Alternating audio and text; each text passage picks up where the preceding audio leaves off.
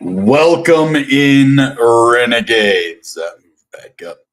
Okay, so I want to talk about the level playing field for Nervos Network CKB. So one of my good friends, Jennifer Tran from Definity, the Definity Foundation, who recently left and is seeking opportunities outside of that, recently wrote a paper about quantum computing and quantum resistance, and talking about the different blockchains and the benefits and effects that they have. So I just want to go in and I actually want to read that article today, talk a little bit about why quantum computing is a real threat and how Nervos Network actually levels the playing field from the people out there trying to steal your private keys and get your crypto, because with the advancements of quantum computing, puts your crypto at risk. And the quantum purse on the Nervos Network is that quantum resistance wallet. So we're going to be talking about that today. I hope you guys are having a good Friday.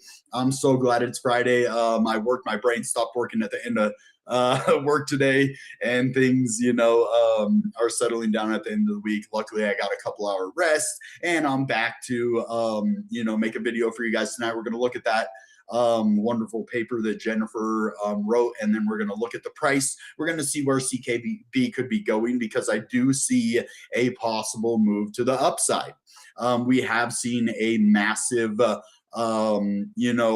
dump in the market, and I want to start talking about the super cycle, because I was someone who never believed in the super cycle, because Bitcoin was actually designed to run in 4-year cycles. And that is actually different now because of the way that the 4-year cycles worked, right? So it heavily relied on Bitcoin mining. Which CKB is actually a proof of work crypto as well. But it had to do with, the selling and the fluctuations of when miners would take profits, and then it would create a supply shock. And over, about 18 months after the halving, we would see that, big bull market. Well, now with ETF inflows and outflows happening, that changes the dynamic of when the miners sell their stuff, how much it affects the market, and it doesn't have the biggest effect on the market anymore. So it's going to all be about scarcity. It's going to be about inflows and outflows of the ETF, but the 4-year cycle is still going to have an effect on crypto, but it's all about money, right? Liquidity. So if you have massive money going into the market, that's why they left it up there for so long. So people could get comfortable, buy it 120,000 and then dump the market, because big money's in crypto now. And I didn't believe in a super cycle unless there was a reason. So we're going to see, I think, a possible move to the upside, because Bitcoin did go down to $60,000, which was the last bear market's high, which is pretty interesting to me. That's where I actually thought it was going to go in the low of the bear market. So I'm starting to believe in a super cycle, guys. I think we have seen altcoins at the lowest that they have been in years in a bull market. And we've seen, this happen as a change from every other cycle that there's ever been. So I'm very hopeful to see, altcoins actually pump in 2026 instead of the normal, well, we're dumping. What do you mean? We already dumped. We're already down. This is the perfect time. These are dream level prices. So I do want to go in and look at Jennifer's wonderful paper. This lady is one of the smartest people I've ever met. Wonderful, nice person too as well. So, I mean, you guys, if you haven't, go follow her. Check out what she's doing. She's doing some amazing things. We want her in CKB writing these papers, doing these things. So Jennifer Tran, let's just first go look at who she is. Writing about quantum computing and cryptography. Realmscape.substack.com, previously Definity Dev. So she was developer relations for Definity. One of the nicest people I've met. She's been on the channel before. Very smart lady.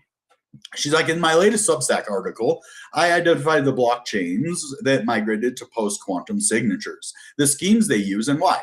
It's an outlook on the future considerations that other blockchains may need to address. So first, let's just go in and look at this real quick. Algorand, of course, we all know Algorand. Year launch 2019, market cap in USD 790 million. Falcon signature scheme. Sphinx Plus for Aptos, live on mainnet, yes for Algorand, no for Aptos. Year launch 2022, 737 million. Quantum resistant ledger. Crystals, dilithium, ML, DSA. Yes, 2018, which means it's live on mainnet, 156 million. Then we got Nervos, Sphinx Plus, which Aptos is using as well. But it isn't live. Is there any other Sphinx Plus live? I think we have Quarium is live, but that's the only other, it looks like, Sphinx Plus that's live besides Nervos. And there's no token. So technically, Nervos is the only Sphinx Plus blockchain, Sphinx Plus signature blockchain that is working with quantum computing. So already Nervos has cornered the market in that specific signature scheme. Now I do want to go look at the article, the amazing article Jennifer wrote. Don't know what just happened there, but let's do this. Yes. The post-quantum signature schemes blockchains use. While popular blockchains like Ethereum and Bitcoin debate post-quantum signatures, lesser-known blockchains already claim to integrate them. So like we told you, all of those ones, Bitcoin Quantum, never heard of that one. Tidecoin, a lot of these I haven't heard of, but they have some popular ones like Aptos, Algorand, Nervos, Quantum Coin. So why focus on signatures? The most important step in securing a blockchain against quantum computing is migrating to a post-quantum signature scheme. In the previous article, I explained the importance of signatures in a blockchain, especially for validating that a cryptocurrency transaction was initiated by a user.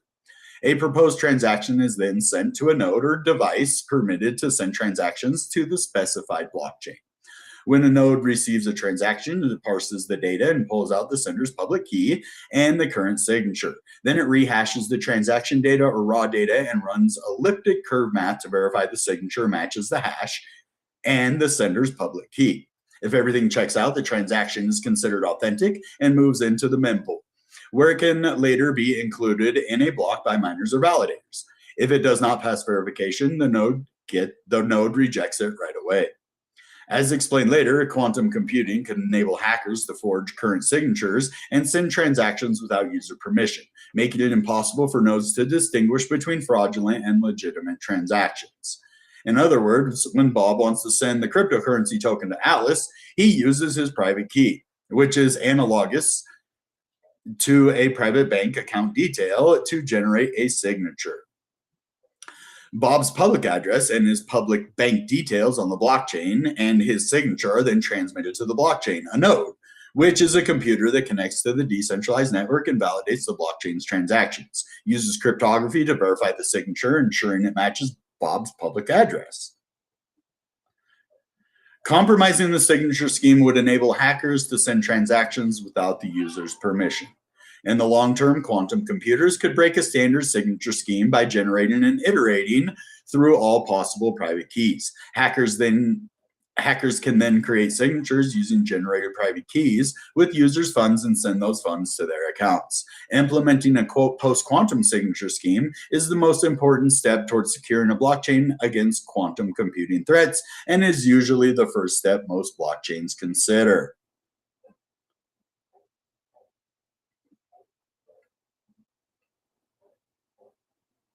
Okay, I mean, it isn't 100%, safe, but it's the best thing out there, I guess. Quantum computing is something that something that we're going to have to pay attention to and be wary of. So, blockchains that use post-quantum signatures. Mentions at least one specific academically approved by the U.S. National Institute of Standards and Technology preferred post-quantum signature scheme that is integrated in their white paper, documentation, and/or public code base. Made a post-quantum signature scheme transaction on its testnet or mainnet. Outlines a comprehensive committed plan for implementing a specific post-quantum signature scheme. For example, Aptos released an improvement plan that highlights the use of accounts on Aptos with Sphinx Plus as the transaction signature scheme. So they want to go to Sphinx Plus as well, because that, which they are not live on mainnet yet.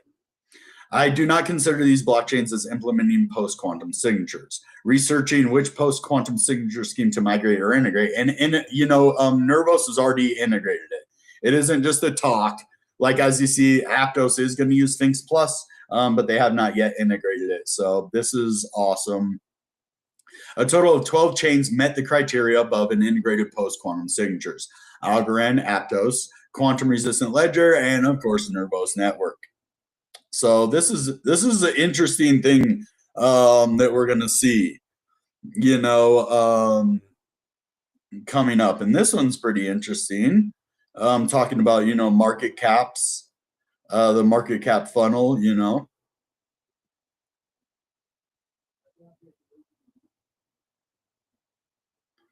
Yeah, 4 blockchains with Sphinx Plus, 6 with dilithium. I didn't see 4 up here with Sphinx. I saw 1, 2, 3.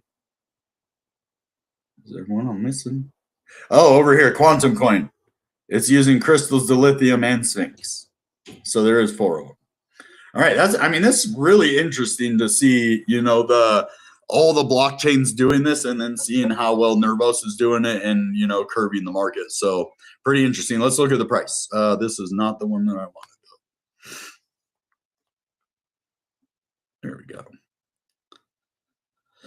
Okay, dream level prices, ladies and gentlemen. This is how people become rich. This is what separates the real from the fake. And it's time. It's time to buy Nervos. It's time to buy some CKB. Not financial advice, of course, but imagine just being able to get it at 1.5 cents, or not even getting it at 0.0015, and then riding it all the way to 1.5 cents. So that will be nice to 10x from here.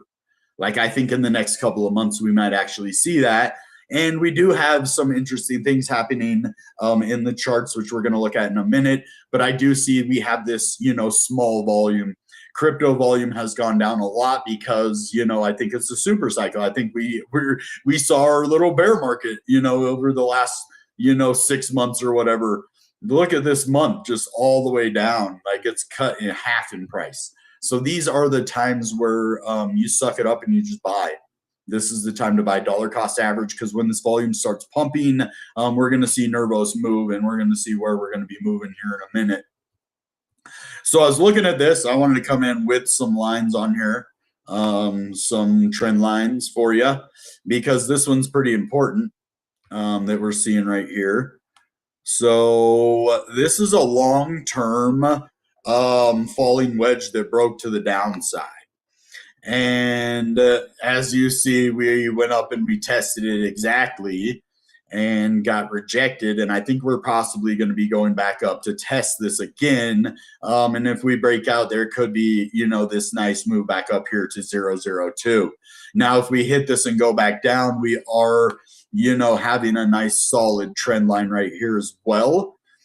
So I think this trend line is going to hold nicely, and this will create another smaller falling wedge into this. So as you see, this could be a nice breakout from this point to the top of this wedge over here, which will be nice, getting up to that 0.002 again. Especially with this volume, it could happen very quickly. 3 million to 20 million sends us over the top. Now with Bitcoin, doing its thing and kind of being, in this massive dump, which is meant to kind of knock down all these altcoins. I think the big money is being strategic and trying to choose their favorite blockchains. They want XRP to succeed, so that the banks can have an access to those CBDCs. And I think that's going to be what happens. The central bank digital currencies is where we're going from here. So then after that, I could see us have a nice test back up here. I think in the next couple of months, we're going to see CKB, get ready to crack, because we're going to, possibly go up and test this. And then the next stop will be this level right here. That's on the daily. If we look on the weekly, This is absolutely unheard of. CKB went down and touched this level, which is super bullish. This is the level that's going to be acting as a magnet. This is what makes me think that CKB is absolutely going to start cracking again pretty soon in the next month or so, just because of that specific instance, of reaching this big Bitcoin dump here. Bitcoin already went down to 60,000, guys. I think we are in a super cycle. I think, mining does not matter as much. Selling those mining rewards is not going to affect the market as much. So I'd watch for altcoins to be moving as well, because Bitcoin could have a move back up to that $90,000 range. That big level, right? At 90,000, if we do, we're going to see CKB, start to test these upper levels again. Possibly go back to the top of this wedge, get up to the top of this one, and we're going to, start to see CKB really start moving. And I'm watching these resistance lines. Let's go to the 4 hour, because these are going to be the prices where CKB goes. So when is CKB moving here? Well, we don't exactly know, but we can tell you where it's going to go. We can tell you on the upside and the downside where CKB is going to go. So we're going to, like I said, see the test of here at 1.7. That is what it looks like now. There is this, kind of trend line that was, I believe, just broken. Yeah. So we broke this trend line with this. So I really think that CKB could go up and test this 1.73. At this, or if it does go back and test this, then we go back down and we touch that 1.553 again. But there is a nice amount of support here, so we're not going lower than that. So I would be watching this for a move up here. If we do get rejected right now, which we're seeing the volume go up 25%, that tells me with a breakout of this trend line and the volume going up, both of those things tell me that there is a possible move back up to that 1.7. Let's look at the 24-hour chart. Yeah, so, and we have hit some resistance here. So, I would like to see more volume keep coming in, to see CKB move to the upside, but that's where I'm seeing. And then once we get past that level, let's go out to the daily. We're going to start looking at right up here. Not sure what that just did. Oh my God. It's just going to keep creating them. All right, hold on. There we go. Okay, but then this is going to be the next big level right here that I would be watching, which will create an ascending triangle as well. So this is very bullish to me. We could see it go up, to this area breakout right here, and then go up to the mid to high 17s, almost 10018. So I'm super excited. And then, like I said, the top of this wedge is an area that I'm watching very closely. Let's see. Okay, well, it started me over there, but let's try this. Come on. Come on, you did it before. Oh, man. And then this is the level I would be watching right here. So we could come up and test this at 1.8, but we are going to have, this nice move back up here, in my opinion. I think we're primed and ready to move. So, guys, get ready. Things are going to get ready to start cracking. We have seen, this market shift. We are in a super cycle. Each individual altcoin is going to have its bull markets. We can ride the Bitcoin wave, but you're even going to see some cryptos start to move against Bitcoin. When Bitcoin dumps, altcoins are going to absolutely tank because they need liquidity to pay for all of the Bitcoin transactions. So we're going to trade against this strategy. We're going to buy when it's low. We're going to dollar cost average, and we're going to win. We're going to use our knowledge of the fundamentals and corner the market in post-quantum resistance. So this is great, guys. Thank you guys for coming. I hope you have a wonderful weekend. I went to this Edgar Allan Poe speakeasy thing last night. I didn't drink nothing because like I'm trying to be healthy and stuff, but it was cool. It was like this little play of like some Edgar Allan Poe stuff, and then they had like mocktails and stuff. So it's pretty cool, having fun. Got church this weekend. Hope you guys are, starting out the new year. Take care of yourselves. I do wish you the best. If you guys want to learn more about crypto, I hope you're at Denver. I'm going to be championing for CKB up there. I'm not getting paid or nothing. I just want to go up there, meet people, do some interviews, and just see what happens. You know what I mean? Because now's the time to buy crypto. Like, my whole plan shifted when the bull market didn't happen the way it is, and now it's time to be smart and recalibrate and stick with the cryptos that we know are going to make us a lot of money, guys. So, all right, that being said, goodbye and good CKB. Bang!